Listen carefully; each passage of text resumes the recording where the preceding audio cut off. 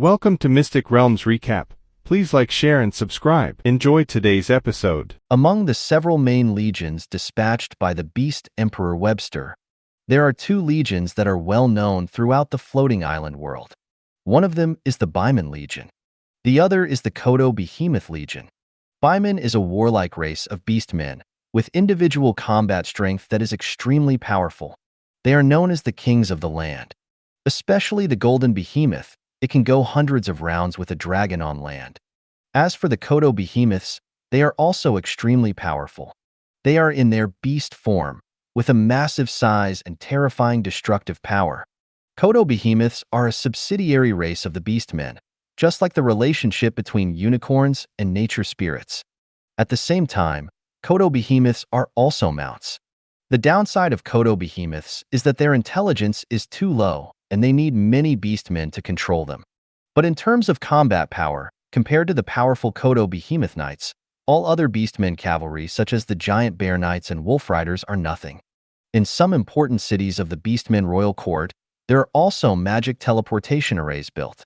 With the help of these teleportation arrays, the several main armies quickly gathered in the capital of the Beastmen. In addition, the prophecy of the Fox Clan's great prophet, as well as the news that the capital might be attacked by the Paradise Kingdom, quickly spread throughout the capital city. At first, the millions of beastmen in the city didn't believe it. But with the return of several main armies, they had no choice but to believe. However, this did not cause panic among the beastmen in the capital, because the vast majority of beastmen, like the Beast Emperor Webster, did not believe that the Paradise Kingdom had the audacity to invade their capital, at least not now. Furthermore, the capital is located at the core of the Beastmen Royal Court. There are numerous cities and tribes guarding it from all directions. The capital is the safest and most powerful place in the entire Runkle Prairie. Many beastmen are not worried that a real disaster will come. They will continue to do what they need to do. After all, can the army of the Paradise Kingdom really cross their multiple defense lines and fly directly towards their capital? But it must be said, sometimes, the more unlikely something is to happen, the more likely it will happen. At this moment, the 10-throne angel city of the Paradise Kingdom, with an ample supply of magic core energy, only took half an hour to pass through the dark forest and arrive at the Runkle Prairie. This speed seems astonishingly fast. But for the City of Angels, it is already quite slow. Transmigrating 1,000 or 2,000 kilometers in half an hour. What is that considered? If Vivian, the 12-winged throne angel who controls these 10 City of Angels, at their peak, were to transmigrate thousands of floating island worlds within half an hour, it would be a simple task. After all, under normal circumstances, the energy source of City of Angels is divine stones, not the magic core of the mortal world. In terms of the difference in energy levels, it's basically like comparing nuclear power to gasoline. Of course, this is not important. As the 10 majestic City of Angels entered Runkle Prairie in a grand manner, their presence could no longer be concealed. However, it was not the beastmen on the prairie who first discovered these City of Angels, but rather the Blue Star professionals who had descended upon Runkle Prairie. At first sight, the professionals were dumbfounded. One by one, their mouths hung open, their expressions blank. Damn, is that Lin Yu's war weapon, City of Angels?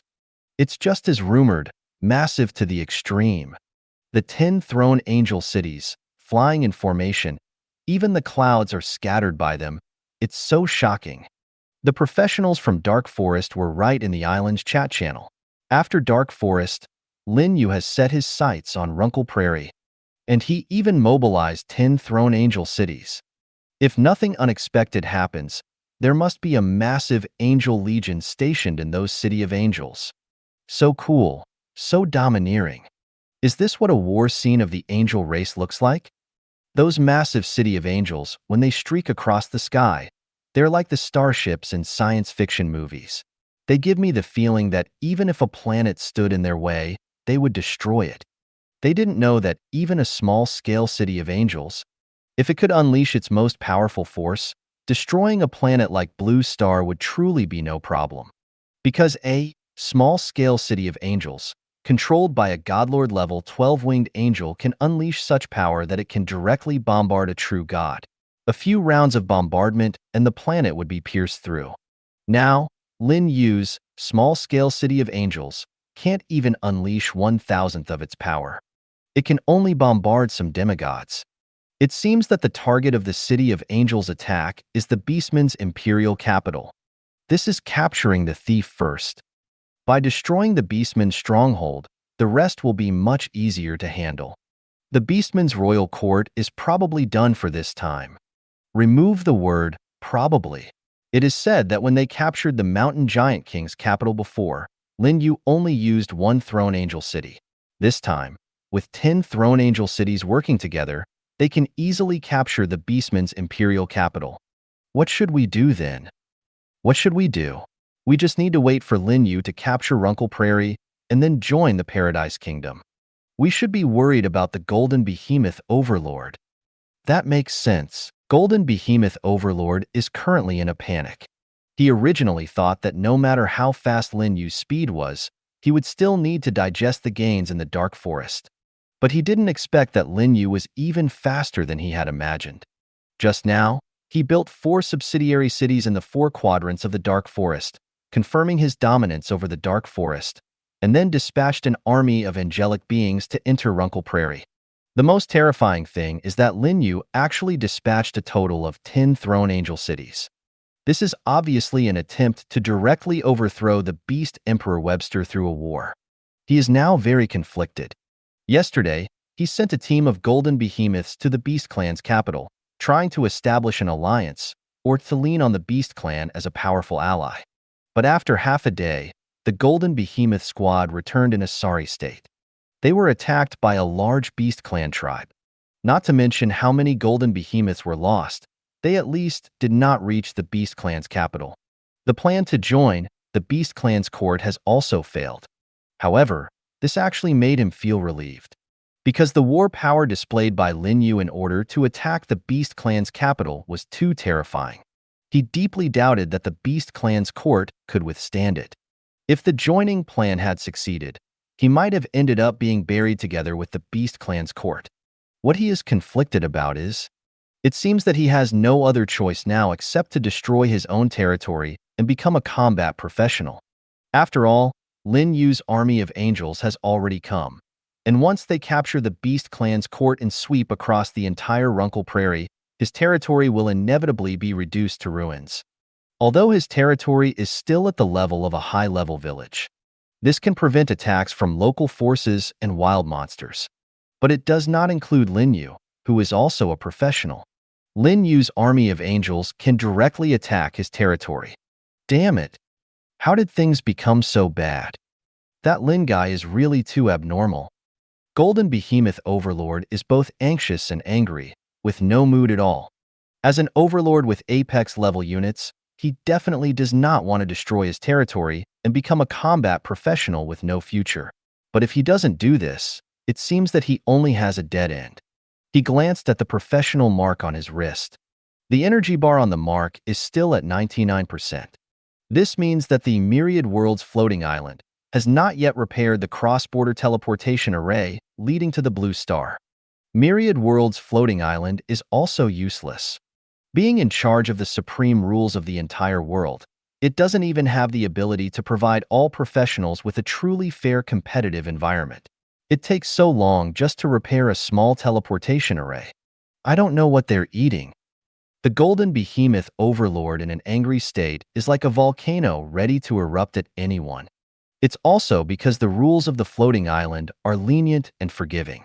If it were the world-lost spirit of the underworld, Larita, she would definitely give the Golden Behemoth Overlord a good beating to show him the consequences of picking a fight with someone stronger. Let's wait and see. For Paradise Kingdom, I'm just a small fry. The primary target of those angels' attack must be the imperial capital of the Beast Clan. Let's see how this war ends before making any decisions. Until now, the Golden Behemoth Overlord still holds a glimmer of hope for the Beast Clan Kingdom, hoping for a miracle where the Beast Clan army destroys the city of the Throne Angels. In any case, He finds it difficult to let go of his identity as an apex-level overlord. As long as there is a glimmer of hope, he cannot make up his mind. On the side of the sacred city, Lin Yu opens the glory items menu to exchange for the things he wants while waiting for good news from Angelia. As for the fact that the golden behemoth overlord cursed him, he doesn't know and doesn't care. His attention is focused on the glory items menu. After the complete extermination of the Dark Forest by the Angel Army and the various core of the kingdom, he has obtained a massive amount of basic resources and over 1,000 stronghold treasure chests. He opens all of these stronghold treasure chests. The glory points accumulated by Lin Yu have exceeded 600,000. This is an astonishing number. It allows Lin Yu to exchange for a large number of good things. The first thing he exchanges for is the Lost Stones. He directly exchanges for 200 of them, consuming 200,000 glory points.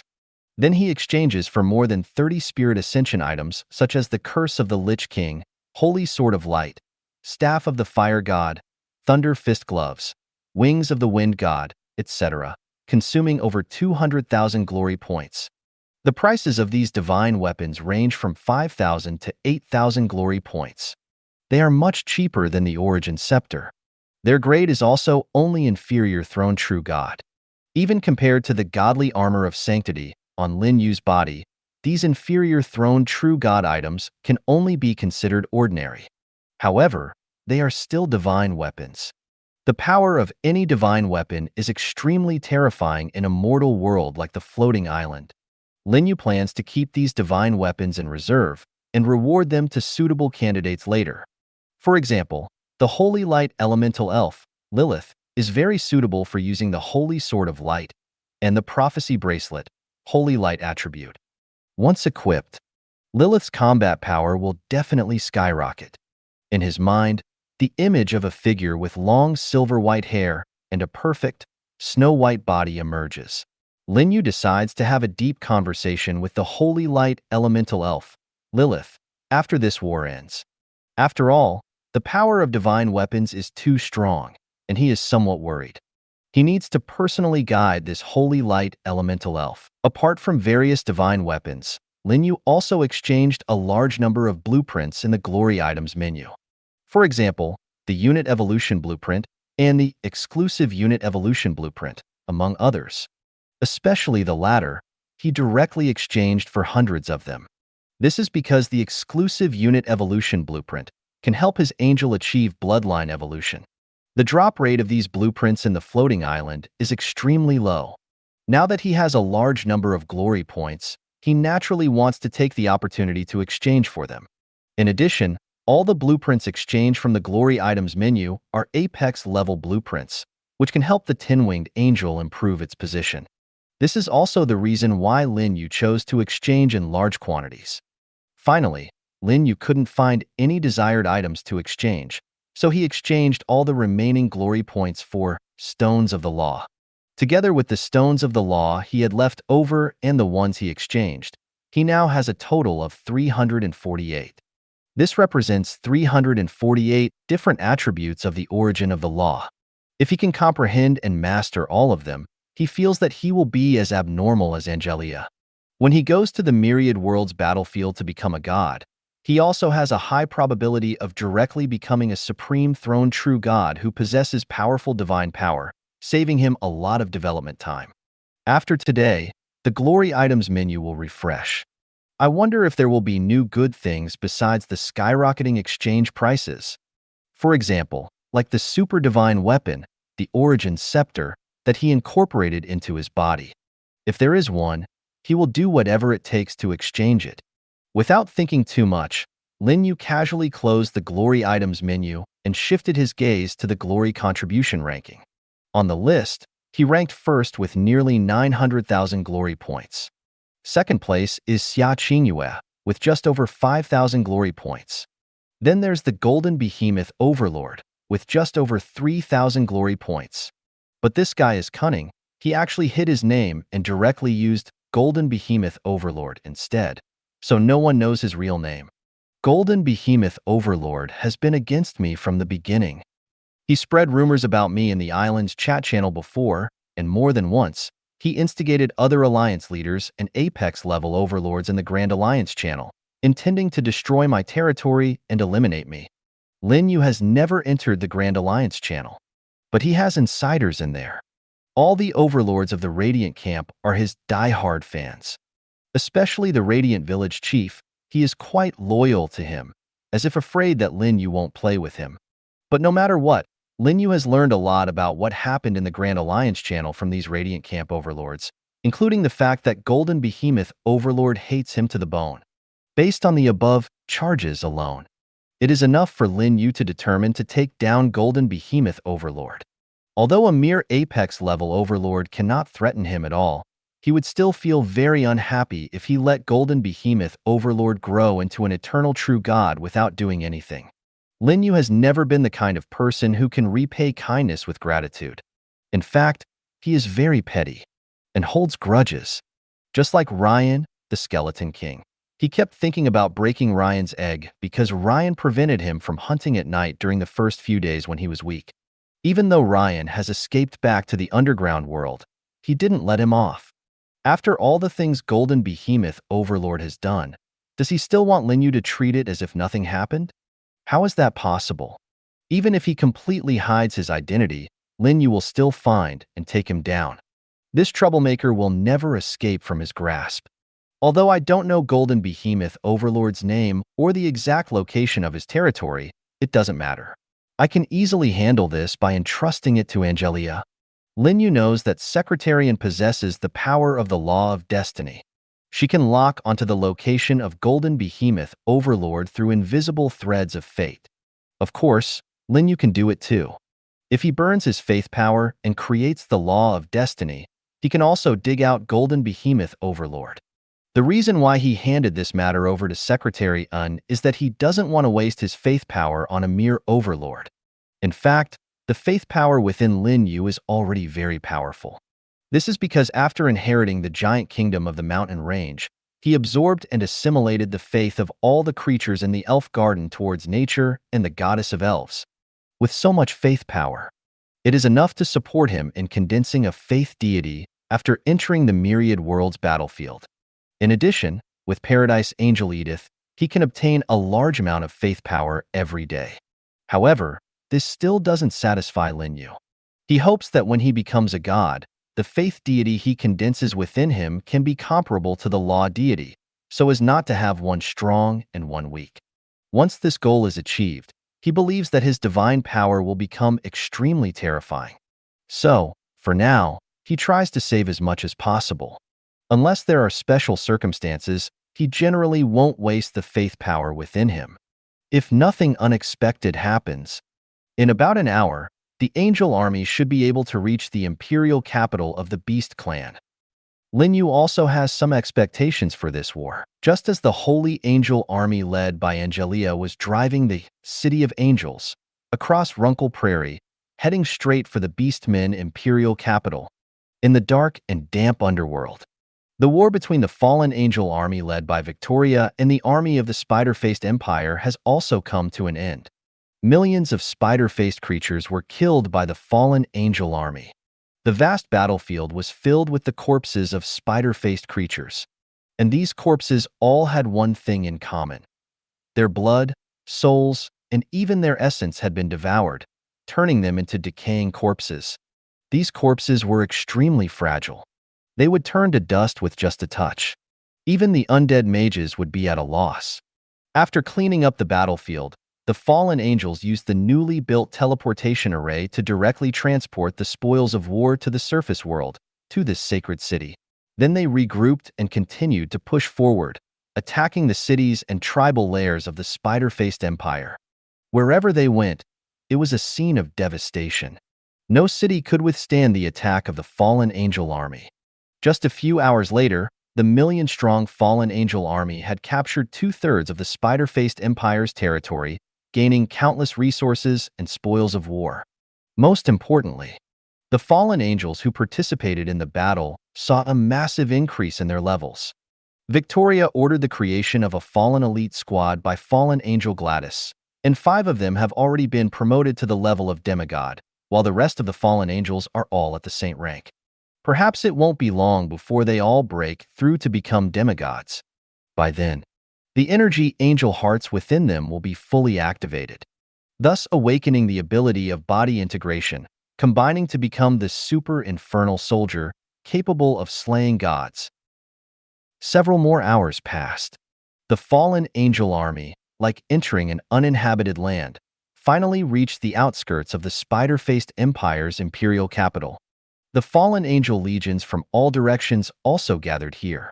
However, to the surprise of the fallen angels, the imperial capital of the spider-faced empire, which they had surrounded, had already become an empty city. Inside the city, there were numerous buildings and streets. It looked a bit like a city built by bipedal creatures. But there were also peculiarities, such as spider-like structures scattered throughout the city, and countless spider webs spread throughout. However, at this moment, the huge city was silent. Apart from the spider webs being blown by the wind, there was no sign of movement. There were no spider-faced creatures to be seen, not even a small spider. It was obvious that the spider-faced creatures in the city had already abandoned it and fled. And the direction they fled to must be the northeast, because the cities in other directions had already been captured by the fallen angel army, and only this area had not been attacked due to its distance. After all, the fallen angel army did not surround them from all sides. Instead, they started from the western region and attacked the spider-faced empire's imperial capital in a fan-shaped pattern. The spider-faced creatures in the imperial capital took advantage of the fact that the fan shape had not yet closed and escaped. One cannot help but admit, the ruler of the human-faced spider empire truly has great courage. They played cutting off one's own arm and leaving the green mountains behind, not fearing the lack of firewood, very clearly. In order to preserve the fire of the human-faced spider clan, it abandoned its imperial capital and fled directly. In fact, hours before learning the news of the destruction of the million-strong human-faced spider army, it decisively fled with the human-faced spiders of the imperial capital, afraid of being one step too late and losing its own head. "My lord," 12-winged fallen angel Priscilla respectfully asked, "what should we do now? Should we immediately pursue those fleeing human-faced spiders? No need to waste time on those lowly creatures. They may escape for now, but they cannot escape forever." Victoria said indifferently, "Our Lord has commanded the destruction of the human-faced spider empire. First, destroy this imperial capital, then attack the remaining cities and tribal lairs. After the war is over, we will immediately go to the location of the gold mine." "Yes, my lord." Priscilla respectfully obeyed. Beside Priscilla stood another 12-winged fallen angel. She was summoned by Lin Yu just now. Her name is Tasia. In hell, she was also an inferior throne godlord-level fallen angel, wielding great divine power. Soon, a large number of fallen angels flew into the giant city.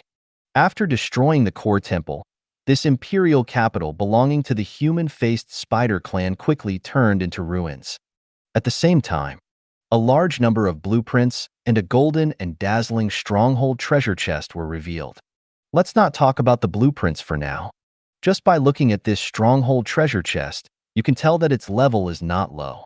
This is a god-level stronghold treasure chest, one level higher than the rainbow crystal-level stronghold treasure chest. But there's no need to be surprised. After all, the human-faced spider empire is an empire-level force, so it's normal for a god-level stronghold treasure chest to appear. It would be strange if a rainbow crystal-level stronghold treasure chest appeared. Send these blueprints and stronghold treasure chest to Sacred City together and deliver them to the Supreme Creator.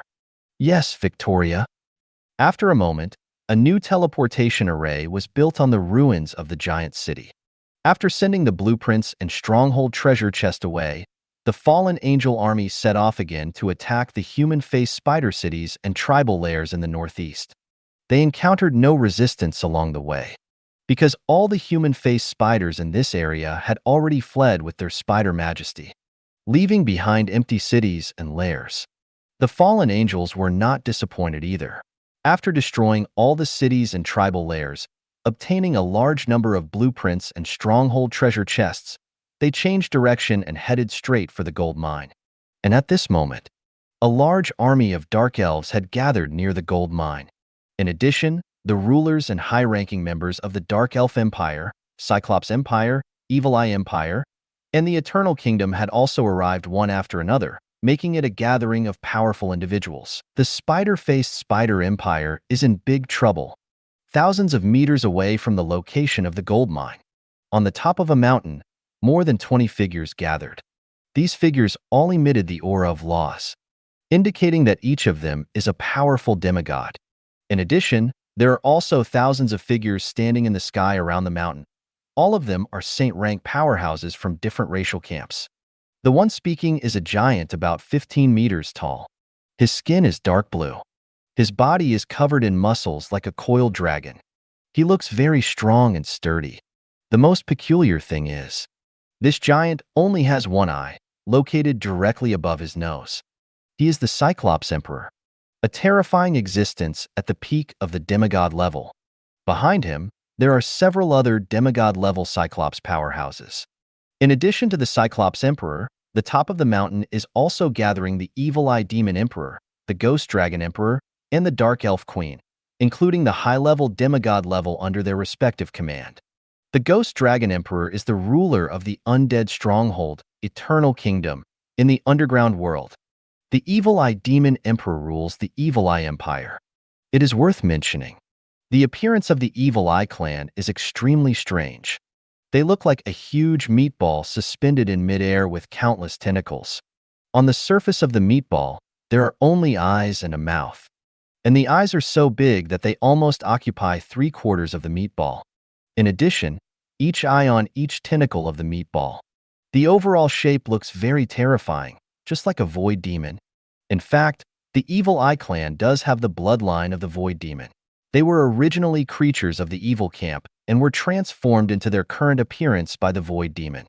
Therefore, they also call themselves Evil Eye demons. Once creatures like Evil Eye demons go to the surface world, they are definitely public enemies and will be besieged and killed. It is impossible to gain recognition from surface creatures. But on the other hand, none of the races in the underground world can openly appear in the surface world. Once discovered, they are like rats crossing the street. Everyone shouts and beats, including the Dark Elves. So, let's not talk about it. Received the news a long time ago. The Dark Elf Queen, wearing a black waist-tight long dress, highlighting her sexy and charming figure, said, "The spider-faced Spider Empire has been invaded by an unknown force, and a large number of cities and spider nests have been captured. The army of spider-faced spiders that intended to station at the gold mine has also been recalled." They gave up the gold mine? The Cyclops Emperor was surprised, and then smiled and said, "It seems that the enemy the spider-faced Spider Empire encountered this time is not weak. I imagine those spiders have suffered heavy losses." As soon as these words were spoken, the Ghost Dragon Emperor and the Evil Eye Demon Emperor both laughed strangely. The mysterious power contained in the gold mine is not infinite. It is beneficial for them to have one less force to share it with. The Dark Elf Queen is also very happy. But when she saw the figures of the 3 Cyclops Emperors, her mood turned sour again. Originally, this gold mine belonged to her and the Empire of the Spider-Faced Spider. When the Empire of the Spider-Faced Spider withdrew, her Dark Elf Empire could have exclusive control over the gold mine. However, these 3 guys joined in and wanted a piece of the pie. It's no wonder she's in a bad mood. She successfully negotiated to prohibit the armies of the 3 forces from stationing in the gold mine area. This was already her greatest effort, and there was no way to further restrict the entry of the strong from the 3 forces. After all, none of the 3 forces were weaker than her Dark Elf Empire. Everyone is evenly matched, and when the 3 forces unite, she naturally can't bear the pressure and has to take a step back. Well then, let's share the gold mine ourselves. The Ghost Dragon Emperor said with a trembling spiritual consciousness. Its size is extremely large, measuring over 300 meters long. The other 3 rulers present were as small as ants in front of it. However, size does not determine the strength. All 4 rulers are peak demigods. Once they engage in a death battle, it will be a fight to the death, and there will be no absolute winner. Of course, if Victoria and the other two were here, the situation would be different. As they spoke, the massive figure of the Ghost Dragon Emperor flew straight towards the gold mine thousands of meters away. The group of undead powerhouses led by it did not hesitate and quickly followed. "Let's go." The Dark Elf Queen, the Cyclops Emperors, and the others all set off. Soon, thousands of demigods and saint-rank powerhouses gathered near the gold mine. Looking around, the gold mine stood like a huge golden mountain on the surface, reaching a staggering height of over 500 meters, with an invisible barrier enveloping it. This barrier contains the power of rules. Native creatures cannot enter. They had previously tried to attack the barrier, but it was useless. Fortunately, although there was a barrier, there was still mysterious power emanating from the gold mine, which they could absorb by surrounding the mine. The so-called mysterious power is actually primal energy, combined with a bit of the power of rules. It is of great benefit to the peak demigods of the native world. If it is a native creature with a relatively lower realm, the benefits are even greater, as it can help them level up. This is the fundamental reason why all forces want to occupy the gold mine. Only professionals from other worlds can transmigrate through the barrier. The Supreme Rules want to use our power to kill those professionals from other worlds. It doesn't matter. With us stationed here, which professional from another world would dare to approach? That makes sense. Even the Dark Elf Queen agreed with these words. However, they did not know that an army of an overlord from another world was rushing towards this gold mine. On the surface of the world, the Lunk Grassland, 10, City of Angels, are arranged neatly in the shape of a character. Wherever they pass, the clouds are scattered. They are flying majestically towards the capital of the Beastmen. The scene is breathtaking. Such a magnificent sight is inevitably seen by the Beastmen on the grassland. Of course, this is also because the angel army has no intention of hiding their presence. If they wanted to hide, 12-winged throne angel Vivian could easily make City of Angels fly higher into the clouds, completely undetectable by the Beastmen. The reason for doing this is to let the Beastmen know that they have arrived, to make the Beastmen dispatch more troops to defend their capital. The Angel clan has always liked to take care of everything in one fell swoop. And the development of the situation did not disappoint the Angel army. When the 10 City of Angels flew over the heavy city of the Beastmen inside the city immediately reported this news to the Beast Emperor Webster in the capital. At the same time, when the Beastmen stationed in this heavy city realized that the targets of these City of Angels were their capital, the regular army of the Beastmen stationed in this heavy city also immediately assembled and rushed towards the capital. They didn't need the command of the Beast Emperor Webster. They gathered in the capital as soon as possible. The same goes for the Beastmen legions in other heavy cities. As soon as they received the news, they immediately assembled, because they discovered that the enemy was none other than the legendary Angel clan. This problem is even more serious than not obeying the command of the Beast Emperor Webster.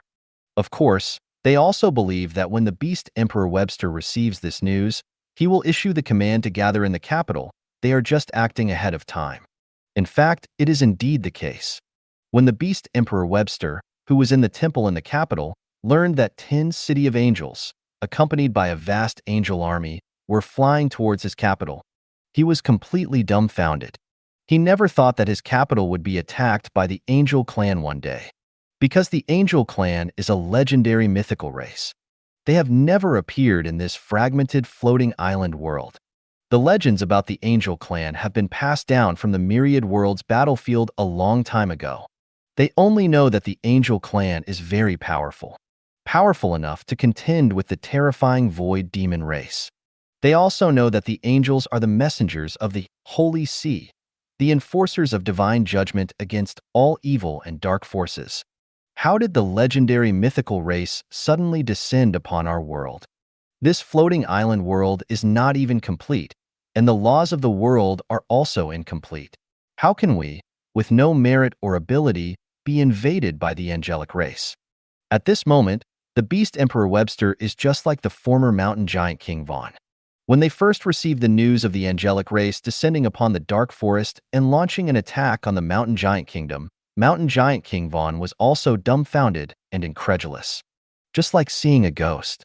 They were completely dumbfounded, filled with disbelief. I have wronged the great prophet. Beast Emperor Webster took a deep breath. Only now does he know how cunning that old fox was. He really wants to summon the great prophet back and comfort him. After all, he was wrong to have the impulse to punish the entire fox race because of the audacious actions of the Fox clan's great prophet. But regarding this matter, Beast Emperor Webster can only think about it. Because for him, the most urgent matter now is not to comfort that old fox, but to find a way to resist the attack from the angelic race and survive this calamity. I regret not listening to the great prophet. At that time, I should have summoned all the legions in the imperial capital and sent envoys to the Goblin Kingdom for assistance. Now it's too late. The angelic army came riding on the legendary war weapon, the City of Angels, at an unbelievable speed. Beast Emperor Webster has very little time left. He doesn't have enough time to fulfill the suggestions of the Fox clan's great prophet. He can only do his best to mobilize the Beast Tribe Legion stationed near the imperial capital, as well as the tribal warriors. It's already too late to dispatch the distant Beast Tribe Legions. Without hesitation, Beast Emperor Webster immediately issued a war mobilization order and urgently deployed troops. At the same time, he announced the news of the angelic race's attack to the entire imperial capital, instructing all Beast Tribe warriors to pick up their weapons and prepare for a decisive battle with the angelic army. For a moment, the entire Beastmen imperial capital fell into chaos. Previously, they didn't take the prophecy of the great prophet seriously. Some Beastmen even thought that the Fox clan's great prophet was fear-mongering and expressed dissatisfaction with him, just like Beast Emperor Webster. But now, it's different. The prophecy of the Fox clan's great prophet has actually become a reality. The apocalypse has truly descended upon them. What's even more terrifying is that the attacking enemy is the legendary angelic race. This instantly plunged the millions of beastmen in the imperial capital into panic, losing their previous confidence. Several hours later, the city of 12 throne angels finally arrived above the beastmen imperial capital. This was after 12-winged throne angel Vivian received Secretary Anne's orders and deliberately slowed down. Otherwise, it wouldn't have taken even an hour. Along the way, the City of Angels encountered some transcendent and even saint-rank beastmen powerhouses who tried to block their path, but they were naturally killed instantly by the high-ranking archangels. These beastmen powerhouses were originally dead soldiers released by the Beast Emperor Webster. They held a determination to die. Their intention was to investigate the true strength of the angel army. Beast Emperor Webster really wanted to know how many angels were stationed in these 10 City of Angels, so that he could be mentally prepared. But in the end, all the beastmen powerhouses blocking the way were killed. They didn't find out anything about the true strength. Beast Emperor Webster had no way to deal with this. He knew that besides defending the beastmen imperial capital, he had no other choice now. After all, he couldn't just let the millions of beastmen in the imperial capital escape without even putting up a fight. Moreover, Runkle Prairie was so vast. Where could they escape to? It would be easy for the angel army to catch up to them while riding the City of Angels. So they could only defend and fight the enemy to the death, relying on the defensive fortifications of the imperial capital, continuously summoning other city and tribal beastmen legions to implement a pincer attack on the angel army, perhaps still having hope of victory. Of course, this was Beast Emperor Webster's idea. Just like the Golden Behemoth Overlord who had been waiting for news of the war, Beast Emperor Webster also held a glimmer of hope and luck for the war. Countless elite beastmen and powerhouses ascended the towering city walls. It could be seen that the city walls of the beastmen imperial capital were also loaded with densely packed magic cannons, and all the magic cannons were of a high level and supersized, with enough power to threaten powerhouses at the transcendent realm. As the capital of the beastmen, its defensive strength was extremely powerful. Even a demigod would have to retreat.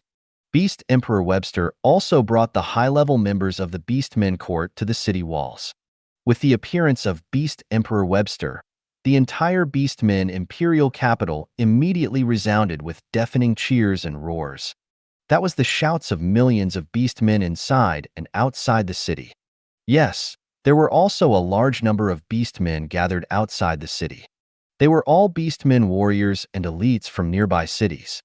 Because the Beastmen imperial capital was already overcrowded, they could only gather outside the city. The number of Beastmen warriors and elites inside and outside the city reached at least 7 million. This was also the result of Beast Emperor Webster's maximum efforts. It had to be admitted.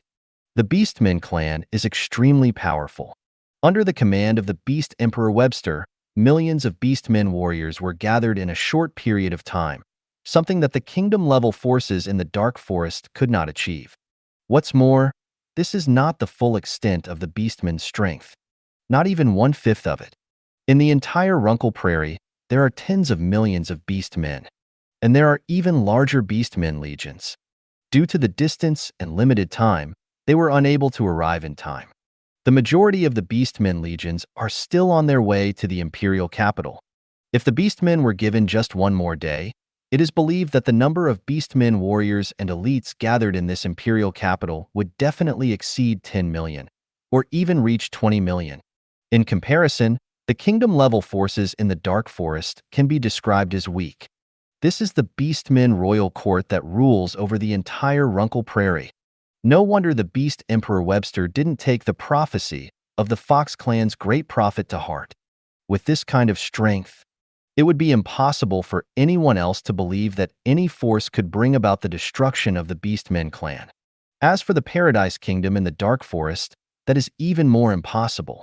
Previously, the Beast Emperor Webster only saw the Paradise Kingdom as a threat, not the root cause of the destruction of the Beastmen royal court, at least not now. But reality is cruel. The things he didn't believe would happen have actually happened. It's like a slap in the face, hitting the Beast Emperor Webster hard, making him feel speechless in the face of his people. After all, if he had chosen to believe the great prophet of the Fox clan, the Beastmen army gathered in the imperial capital would not be 7 million, but over 10 million. Your Majesty, is that the legendary City of Angels? It truly is a terrifying war weapon. Compared to that, the Elven clan's flying ships, the Goblin clan's airships, and so on, are as small as ants. The Elven flying ships are only a few hundred meters long. As for the Goblin clan's airships, they are even smaller in size and rely on quantity. But the City of Angels spans 8,000 kilometers. Both the Elven flying ships and the Goblin airships are not in the same league as the City of Angels. At this moment, 10 throne angels are suspended side by side at an altitude of 10,000 meters, radiating holy light, resembling the legendary City of Gods. Seeing this scene, not only the millions of Beastmen present, but even the Beast Emperor Webster couldn't help but take a cold breath, instinctively feeling a sense of impending disaster. That old fox's prophecy. It truly is accurate when it comes to predicting the Beastmen's doomsday. Your Majesty, should we launch an attack on the City of Angels immediately? A high-ranking member of the Beastman Empire inquired. He belonged to the Tiger tribe, with tiger fur covering his face and a royal mark on his forehead. His rank had reached the level of demigod. He emitted a powerful and domineering aura. However, it was evident that his voice was trembling, indicating that he was in a state of nervous panic. Of course, this was normal. No matter who saw the 10 throne angels floating above their heads, it would be impossible to remain calm. It would already be considered good if they weren't too scared to speak. Do not act rashly. Beast Emperor Webster waved his hand. The current situation was that the enemy was strong and we were weak. Even if he knew that the angels had come with hostility, he dared not initiate an attack. After all, what if there was still room for negotiation? Beast Emperor Webster said, "Send an envoy to communicate with the angels. Remember to be polite and absolutely not provoke them. Be clever and skilled in negotiations. If we can drive away the angel clan without fighting, that would be best. It would be a great achievement." "Yes, Your Majesty." Soon, the Beastmen sent an envoy flying into the sky. Almost at the same time, under the gaze of countless beastmen, a beautiful and holy figure flew out from one of the city of angels and began negotiations with the beastmen. That is a 10-winged angel. She has 3 pairs of substantial angel wings on her back, as well as 2 pairs of energy wings. Her level has reached the mid-stage of demigod. A high-ranking beastman's expression became solemn as he said, "I am also at the mid-stage of demigod, and I advanced decades ago. However, that 10-winged angel makes me feel fear. I have the feeling that even if I give it my all, I would still not be her match. Not just you, even I have the same feeling." A beastman powerhouse at the late stage of demigod sucked in a breath and said, "Angels truly deserve to be the legendary mythical race. Their combat power is terrifying, and they can easily kill enemies of higher levels. I wonder how many demigod-level angels like her are in those city of angels. If there are even just 3 or 5, this war will be difficult. Then we can only pray to the beast god." The high-ranking beastmen and powerhouses present were filled with worry. They were afraid that a large number of demigods would fly out from those city of angels. Then they would be finished. In the transcendent world, the outcome of a war was not easily determined by numbers. Even if their legion was 10 times the size of the angel army, once multiple angel demigods appeared, they could easily crush their legion. The attacks of demigods were not to be taken lightly. Even transcendent professionals could be killed with a single move by a demigod. A set of forbidden spells containing the power of laws could easily wipe out an army of hundreds of thousands of ordinary soldiers. Therefore, they needed to pray that the number of angel demigods did not exceed the limit that their beastman kingdom could withstand. Then there would still be some hope. It took only about 1 or 2 minutes. The envoy of the beastmen turned back to the imperial capital. The appearance of this envoy looks very similar to an angel, with a pair of snow-white wings on her back, and she is also very beautiful. Overall, she looks about 70% similar to the 2-winged angel. However, she is a beastman. She belongs to the Swan clan, a clan within the beastmen. Many beastmen's animalistic features are manifested on their faces, such as lion people, tiger people, wolf people, and pig people, etc. But the animalistic feature of the Swan clan is the wings on their backs. Apart from the wings, they have the appearance of humans. How did the negotiations go? Beast Emperor Webster asked anxiously. Other high-ranking beastmen and powerful individuals also focused their attention on this beautiful swan person. They sent the swan person as an envoy to negotiate with the angels. They wanted to use the swan person's unique appearance to make the angels have a favorable impression of their beastmen. However, the swan person shook her head and said, "Reporting to His Majesty the Beast Emperor, the war angel gave us 3 minutes to consider whether we choose to surrender as a clan, believe in the holy light, or be conquered by war." Beast Emperor Webster and the others fell silent immediately. Although they were mentally prepared, this news still weighed heavily on their hearts. Not surrendering means going to war. Those angels have no intention of resolving this incident peacefully. Even if they were to pay war reparations, it would be fine. They can take whatever the angels have. As long as there is no war, anything is acceptable. But surrendering as a clan is absolutely impossible. As for believing in the holy light, that is even more unacceptable to them. Their faith belongs to the beast god camp. Just as the nature elves only believe in nature and the goddess of elves, they cannot abandon their faith in the beast god. Is there anything else? No. The swan envoy hesitated for a moment and shook her head. In fact, the war angel also told her that if their swan clan is willing to surrender, they will receive better treatment than other beastmen.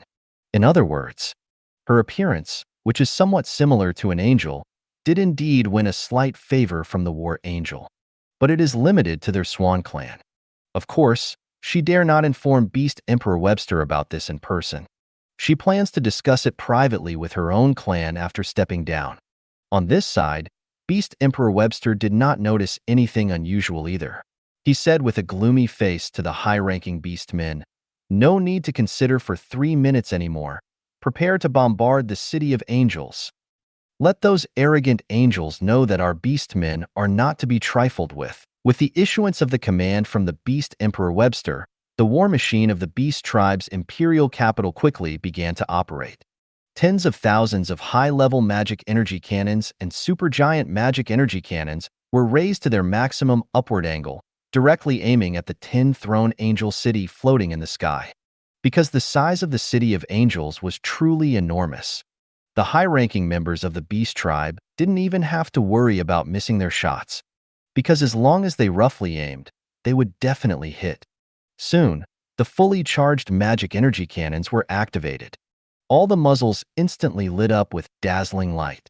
The high-ranking members of the Beast Tribe did not hesitate in response to the command of the Beast Emperor Webster, because they did not want to surrender to the Paradise Kingdom. And they certainly did not want to abandon their belief in the Beast God and embrace the so-called Holy Light. Since those angels were unreasonable and arrogant, they could only choose to strike first. After a moment, accompanied by earth-shattering explosions, countless brilliant beams of light directly bombarded the 10-throne angel city in the sky. The speed was so fast that it exceeded the limit of human vision. Just as they fired here, the beams over there had already successfully hit their target. Beast Emperor Webster, the high-ranking members of the Beast Tribe, the powerful individuals, and the millions of beastmen inside and outside the city all nervously watched the impending scene, not daring to even blink. They hoped to see the city of angels destroyed by their magic energy cannons.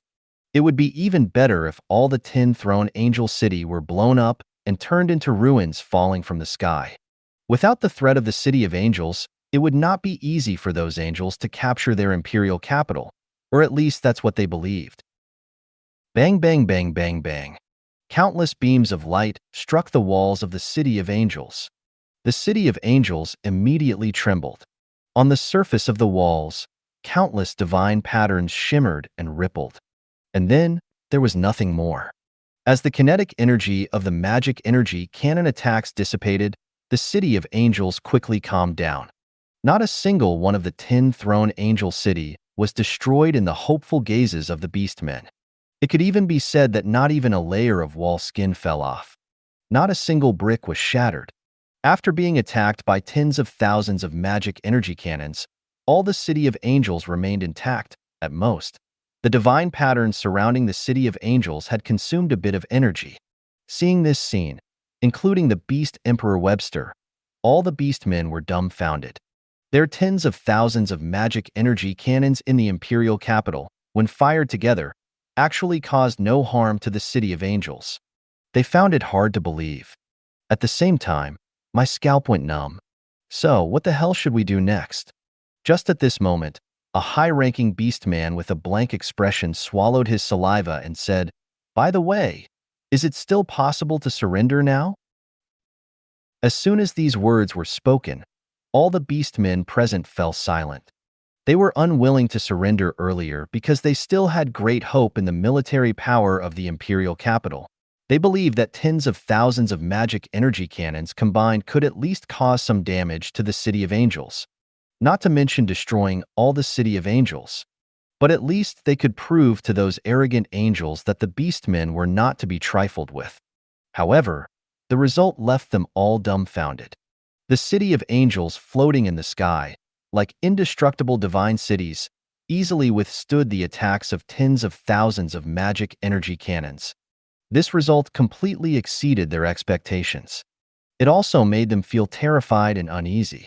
Some beastmen even worried that their attacks might anger the angels and lead to a plan to massacre the entire imperial capital, killing millions of beastmen inside and outside the city. Beast Emperor Webster's face twitched as well. He took a deep breath and gritted his teeth, saying, "Continue the attack. Don't stop, even if it means using up all our reserve magic cores.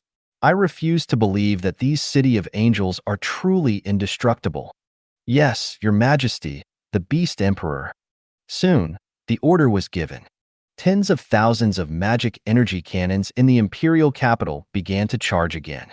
But these beastmen had no idea. In the mortal world of Floating Island, the defense of the city of angels was truly indestructible. Even if all these city of angels were small-scale, their divine pattern defenses were not something their magic energy cannons could destroy.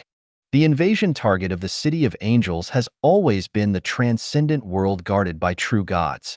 Generally speaking, only the power of deities has the possibility of destroying small-scale city of angels. In the past, in a fragmented world like Floating Island where even true gods did not exist, the angel race didn't even bother to look at it, let alone consider it a conquest target. The strongest beings here were only peak demigods. Now, the city of angels has descended upon the world of Floating Island. It can be said to be invincible. There is basically no power that can destroy it. Even if those 10 throne angel cities remain motionless and allow the beastmen to deplete all the magic cores stored in the imperial capital, it is still highly unlikely to destroy even one throne angel city. Unfortunately, the beastmen do not know this. They are still deluding themselves and continuing to try. Lady Angelia, should we immediately order an attack on the beastman imperial capital and punish those stubborn heretics? On the walls of a throne angel city, a figure with exquisite features and perfect curves spoke up. It was the 10-winged angel Lord Alice that Lin Yu had summoned earlier. Attack. Angelia immediately issued the war order to attack the beastman's imperial capital. Some enemies only understand reality after experiencing despair. It's like not realizing the need for repentance until hitting a wall. As the 18-winged Grand Archangel of the angel race, Angelia's heart only warms up when facing Lin Yu. In her eyes, all other creatures are insignificant. It's already good enough to try to persuade surrender once. She won't give stubborn individuals a chance to continue struggling. Since peaceful means cannot end this war, killing is the only option. Kill until the beastmen completely bow their heads. The surviving beastmen will naturally obediently choose to believe in the holy light. Understood, my lord. 10-winged angel Lord Alice conveyed Secretary Anne's command. Soon, on the walls of the 10 city of angels, a dazzling radiance shone. It was the light of the magic cannons. Each throne angel city wall is equipped with 640 magic cannons and 80 giant magic cannons. The total number of magic cannons in the 10 throne angel cities exceeds 7,000. Although far fewer than the beastman's imperial capital, their power is incomparable. Even the ordinary magic cannons in the City of Angels can rival the super giant magic cannons created by the beastmen. And if it's the magic giant cannons, their power is something the beastmen have never seen before. Such magic giant cannons cannot be built in mortal worlds like the floating islands. This is because if their power is fully unleashed, they can kill true gods. It is difficult for mortal worlds to create war weapons capable of killing gods. Of course, this refers to mortal worlds that cultivate the body refining system. If it's a technological civilization's mortal world, it may not be impossible. Angelia glanced at the high-ranking archangels gathered behind her and said, "When the magic defense shield of the beastman's imperial capital is breached, each of you will lead your own legions to charge in. The war power of the City of Angels is too strong. It's a waste to only use it to kill those beastmen." Understood, Angelia. My lord? The high-ranking archangels respectfully complied. 12-winged throne angels Vivian, Rebecca, and the two 12-winged sacred angels summoned by Lin Yu were among them. In the presence of Secretary Anne, they were extremely respectful. Especially when they sensed the changes in Secretary Anne's body, their attitude towards her became even more obvious. They sensed the aura of the Lord of Holy Light in Angelia. This means that Angelia, like the 8-winged seeker angel Elena and the angel of love Shirley, has successfully served by the side of the Lord of Holy Light. Coupled with Angelia's esteemed status in the divine camp, they naturally show even more respect. At the same time, they were also filled with envy in their hearts. Although the benevolent Lord of Holy Light watches over all angels, being watched over and serving are completely different concepts. They all long for the day when they can serve the Holy Lord, which is the ultimate dream of all angels. Compared to that, ascending to Archangel or even Grand Archangel is not as important. After all, they are the Lord's angels. No matter how strong or high their status, Everything they have belongs to the highest Lord. Serving the Lord, is the essence of their faith in the Lord. If they were to leave the Lord, everything they possess would become meaningless. This is also the root cause of why some high-ranking angels, even the 18-winged grand archangels, chose to fall. In reality, very few divine angels know.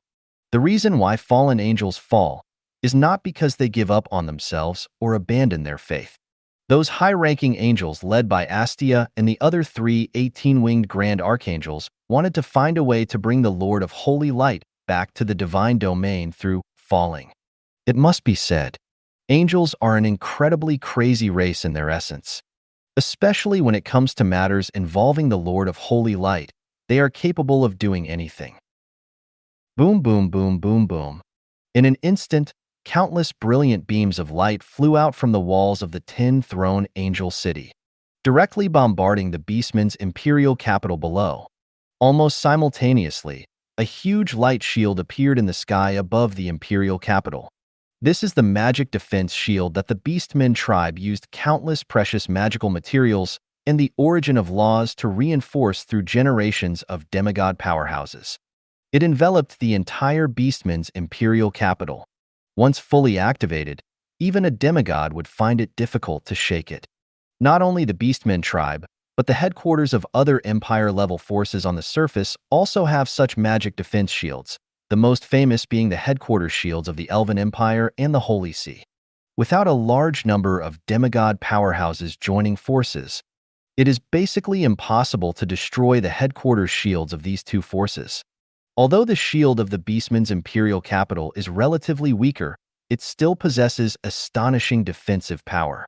Under the bombardment of the 10 City of Angels, it radiated with brilliance, trembling incessantly, and finally managed to withstand the first wave of attacks. But it is clear that there are some cracks appearing on the surface of the shield.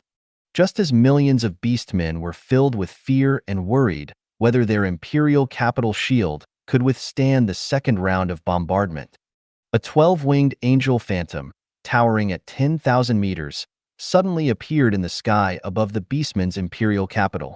The phantom looked down upon all the beastmen in the city, then raised the angelic sword in its hand and directly slashed towards the shield of the beastmen's imperial capital. With a loud bang, in an instant, the entire beastmen's imperial capital trembled. The imperial capital shield instantly disintegrated and turned into nothingness. This is the strongest attack from one of the City of Angels, the Sword of Holy Judgment, which is far more powerful than the magic cannons. Thank you for watching. I hope you enjoyed today's episode. If you did, please like, share, and subscribe.